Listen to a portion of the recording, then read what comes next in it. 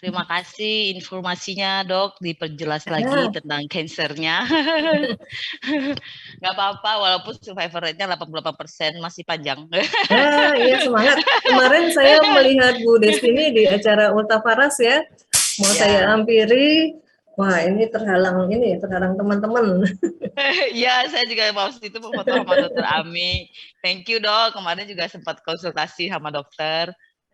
Ya, Mbak Ara, mungkin saya sedikit memberikan testimoni, bisa? Ya. Silahkan Ibu. Ya, jadi untuk teman-teman minta waktu paling 5 menit aja. Jadi perkenalkan saya Destiny, saya seorang apoteker. Saya menderita kanker itu kanker payudara. Saya mulai tahu awalnya itu pertengahan Januari, seperti tadi Dokter Ami sampaikan bahwa kita periksa itu biasanya sadari itu seminggu lebih kurang seminggu setelah kita mens. Jadi saya temunya pada saat seminggu setelah mens. Saya coba pegang, tiba-tiba di bagian sebelah kanan payudara saya itu ada benjolan, tapi benjolannya tidak beraturan. Karena saya orang medis, saya udah feeling bahwa ini cancer. Kenapa? Karena kalau tumor biasanya dia bentuknya seperti Dokter Ami sampaikan, bentuknya bulat, terus kita pegang dia bergeser. Tapi kalau untuk yang cancer yang cenderung ganas waktu itu masih awal kita belum disimpulkan ganas, itu umumnya dia tidak bergerak dan bentuknya saya pegang keras tapi nggak beraturan seperti itu. Nah sehingga saya tahu bahwa kalau udah tahu cenderung ganas itu kita akan kejar-kejaran dengan waktu ya, semakin cepat akan pengobatan atau survival rate kita akan semakin tinggi. Nah, sehingga pada saat itu Januari saya mulai curiga, Februari awal saya 15 Januari itu lebih kurang saya mulai curiga. Kemudian saya langsung ke dokter, saya langsung ke dokter langsung di biopsi. Nah, jadi pertama USG dulu, langkah pertama USG ketahuan benar memastikan bahwa itu benjolan ada.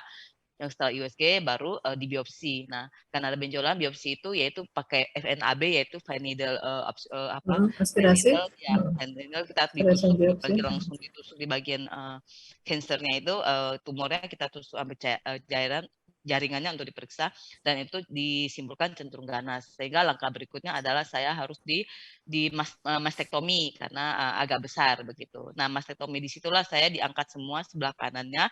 Pada saat mastektomi itu saya di rumah sakit pusat di Darmais di Jakarta. Setelah angkat semua, kita kan akan di PA lagi untuk konfirmasi sebelum pengangkatan seluruhnya. Pada saat pengangkatan pembukaan awal diambil dulu jaringan, diperiksa dan memastikan lagi bahwa benar ini ganas. Akhirnya diangkat semuanya. Nah, setelah diangkat, itu bulan Maret saya operasi. Jadi Februari biopsi, Maret saya operasi, April saya langsung mulai kemo.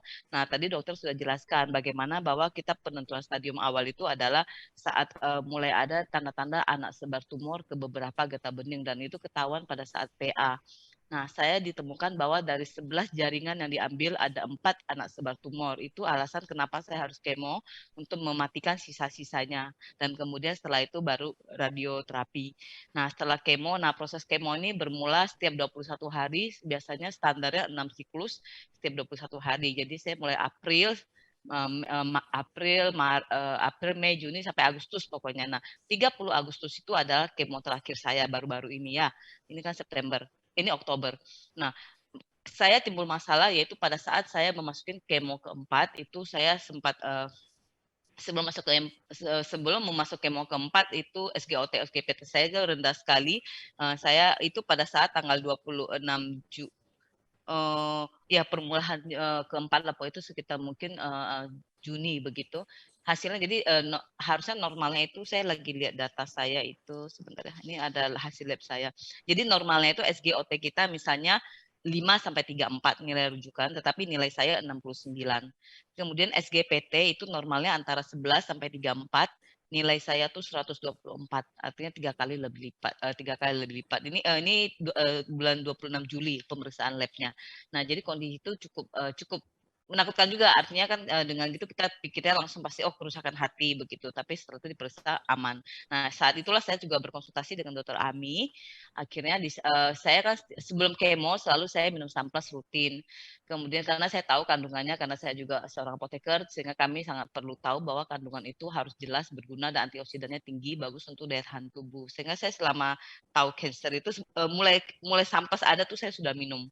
Ya, jadi awal tahun sampes ada saya sudah minum rutin. Nah, sampai kemo biasanya kan pas kemo kita tidak boleh minum apapun juga supaya tidak bereaksi dengan obat kemo. Jadi biasa 3-4 hari sebelum kemo saya nggak minum. Nah setelah kemo selesai 3-4 hari setelah kemo saya akan minum Samples lagi, dan itu yang membuat saya cukup ya bersyukur, maksudnya saya cukup kuat ya selama saya kemo. Saya tidak pernah duduk diam, saya tetap aktivitas seperti biasa. Sampai saat ini pun saya tiap hari saya balu-balu di Banjar. Nah, jadi yang saya mau sampaikan bahwa untuk para pasien atau mungkin yang ada keluarga yang ada kanker payudara, pertahankan daya tahan tubuh, Samples itu sangat membantu ya, sehingga saya tetap lihat banyak mungkin orang memberikan juga respon positif bahwa kok ibu kayak nggak sakit atau tetap semangat. Saya bilang ya bersyukur, saya tetap Tuhan pasti jaga saya. Yang kedua karena saya juga rutin minum suplemen, yaitu saya minum Samples, dan juga klasik itu saya juga pakai rutin dari dulu kalau klasik. Kalau Samples karena baru launching tahun lalu saya mulai pakai seperti itu. Itu mungkin sedikit sharing dari saya, Mbak Ara. Terima kasih waktunya. Ya, Wah, bisa beri tepuk tangan ya untuk Bu tepuk Desti. tangan untuk Bu Destini. Suatu sharing yang luar biasa ya, dan sangat Ya, bermanfaat buat kita semua, ya. juga menguatkan teman-teman pejuang kanker. Ya, dan saya juga sebagai salah satu orang yang sering berpikir, ini Bu Destini ini beneran sakit atau enggak sih ya? Kok dia terlihat sehat sekali, bahkan lebih semangat dari orang yang benar-benar sehat, Bu. Saya aja sampai Ya. mikir, ini Bu bener sakit atau gimana sih, Bu? Gitu. Kan benar-benar normal, nggak ada keluhan sama sekali, Bu Dokter. Dan emang saya kenal Bu Destini secara pribadi pun saya tahu dia orangnya sangat positif sekali. Ya, pola Dan pikir yang positif ya, sangat membantu kesembuhan kita ya. betul Ibu. Dan mungkin sekian Bu Dokter ya untuk yang webinar kali ini. Bu Dokter mungkin ada yang ingin disampaikan Bu Dokter Ya, untuk pesan mungkin untuk rekan-rekan hati kita. yang gembira adalah obat. Seperti Bu Destini tadi, tetap semangat ya Bu Destini. Insya Allah semua akan baik-baik saja. Semuanya akan bisa Ibu lalui dengan baik. Gitu. Terima kasih atas kesaksiannya luar biasa. Ini juga sebagai pemberi semangat untuk kita semua, dan juga seperti pesan saya tadi, jangan lupa kita ini adalah pelayan, melayani. Kita harus memberi info yang baik yang kita temui, kita harus melayani orang-orang yang membutuhkan pertolongan kita dengan penuh kasih. Seperti moto Paras, melayani apa Mbak Ara? Melayani dengan cinta. Melayani dengan cinta, ya. Ya. Pesan saya, jangan lupa deteksi dini dan sebarkan kebaikan ini ke semua orang. Baik, saya mohon mudah-mudahan webinar kali ini bermanfaat ya, dan kita akan berjumpa lagi di webinar yang berikutnya dengan topik yang berbeda. Saya harapkan teman-teman juga bisa mengajak yang lain supaya kita sama-sama belajar. Ya, saya mohon maaf bila ada salah kata. Mudah-mudahan bermanfaat. Sampai bertemu lagi di webinar yang berikutnya. Salam sehat, kaya dan bahagia untuk teman-teman semua.